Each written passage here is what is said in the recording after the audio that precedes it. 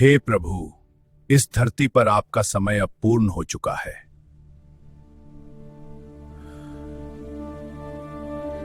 कहते हैं जब भगवान भी इस धरती पर आते हैं तो एक दिन उन्हें भी जाना पड़ता है। लेकिन क्या आपने कभी सोचा है कि श्री राम जैसे मर्यादा पुरुषोत्तम की मृत्यु कैसे हुई होगी? क्या वो भी आम इंसानों की तरह मरे या फिर उनका अंत भी किसी दिव्य रहस्य से भरा हुआ था? और सबसे बड़ा सवाल, क्या सच में श्री राम की मृत्यु हुई थी या उन्होंने कुछ और ही किया था? आज की इस कहानी में हम जानेंगे उस आखिरी पल को जब अयोध्या का महान राजा अपने जीवन की सबसे बड़ी लीला पूरी करके इस संसार को अलविदा कह गया। अयोध्या में सब कुछ शांत था, राज्य सुखी था, प्रजा खुश थी और हर तरफ राम राज्य की महिमा गूंज रही थी। लेकिन समय कभी रुकता नहीं और एक दिन वो क्षण भी आ गया जिसका इंतजार खुद देवताओं को था।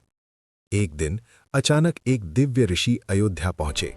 वो कोई साधारण ऋषि नहीं थे, बल्कि स्वयं काल के दूत थे। उन्होंने श्री राम से कहा, हे राम, अब आपका धरती पर समय पूरा हो चुका है।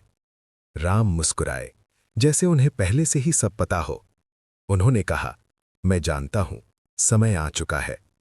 लेकिन उस समय एक शर्त रखी गई कि जब तक राम और उस ऋषि के बीच बात हो रही हो, कोई भी उस कक्ष में प्रवेश नहीं करेगा। अगर कोई बीच में आया तो उसे दंड मिलेगा।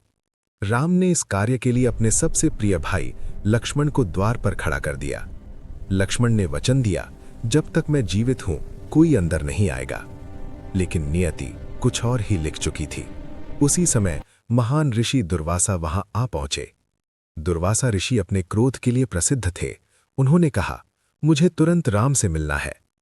लक्ष्मण ने विनम्रता से कहा, अभी आप प्रतीक्षा करें। लेकिन दुर्वासा क्रोधित हो गए।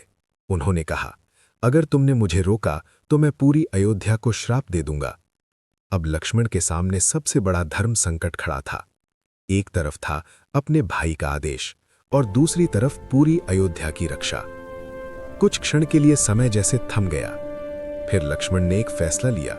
उन्होंने सोचा, अगर मेरी वजह से अयोध्या नष्ट हो गई तो मेरा जीवन व्यर्थ है। और उन्होंने कक्ष का द्वार खोल दिया। जैसे ही लक्ष्मण अंदर गए, वचन भंग हो गया। राम ने सब समझ लिया। उनकी आंखों में दर्द था, लेकिन चेहरा शांत था। उन्होंने कहा, हे लक्ष्मण, तुमने धर्म के लिए अपने वचन का त्याग किया है, लेकिन नियम तो नियम होता है। अब राम के सामने भी सबसे कठिन निर्णय था। वचन के अनुसार लक्ष्मण को दंड देना था, लेकिन क्या कोई भाई अपने ही भाई को दंड दे सकता है? राम का हृदय टूट गया। तब गुरु वशिष्ठ ने सलाह दी। उन्होंने कहा, वचन के अनुसार लक्ष्मण का त्याग करना ही उचित होगा। लक्ष्मण समझ चुके थे। उन्होंने राम की ओर देखा और मुस्कुराए। उन्होंने कहा, भैया, आपने हमेशा धर्म का पालन किया है, आज भी वही कीजिए, मेरे लिए दुखी मत होइए। और फिर लक्ष्मण सरयू नदी की ओर चल पड़े, वो नदी जो अयोध्या की जीवन रेखा थी। लक्ष्मण ने ध्यान लगाया और अपने प्राण त्याग दिए। कहा जाता है कि वो अपने असली रूप शेष नाग में विलीन हो गए। अब राम अकेले रह गए थे। उनके जीवन का सबसे बड़ा सहारा उनसे दूर जा चुका था। राम का मन अब इस संसार से हट चुका था। उन्होंने निर्णय लिया कि अब उनका भी समय आ गया है। उन्होंने अयोध्या की प्रजा को बुलाया। सब रो रहे थे। कोई नहीं चाहता था कि राम उन्हें छोड़कर जाएं। लेकिन राम ने कहा, जो जन्म लेता है उसे एक दिन जाना ही पड़ता है, ये प्रकृति का नियम है। फिर वो क्षण आया। राम सरयू नदी की ओर बढ़ने लगे। उनके साथ हजारों लोग चल रहे थे। कोई रो रहा था, कोई उनके चरण पकड़ रहा था। लेकिन राम शांत थे, जैसे उन्हें कोई चिंता ही ना हो, जैसे वो किसी और दुनिया के लिए तैयार हो। सरयू नदी के किनारे पहुंचकर राम ने अंतिम बार अयोध्या की ओर देखा। उनकी आंखों में प्रेम था। उन्होंने हाथ जोड़कर सबको प्रणाम किया और फिर धीरे धीरे नदी में प्रवेश करने लगे। पानी उनके चरणों को छू रहा था, फिर कमर तक, फिर कंधों तक, और अंत में राम पूरी तरह जल में समा गए।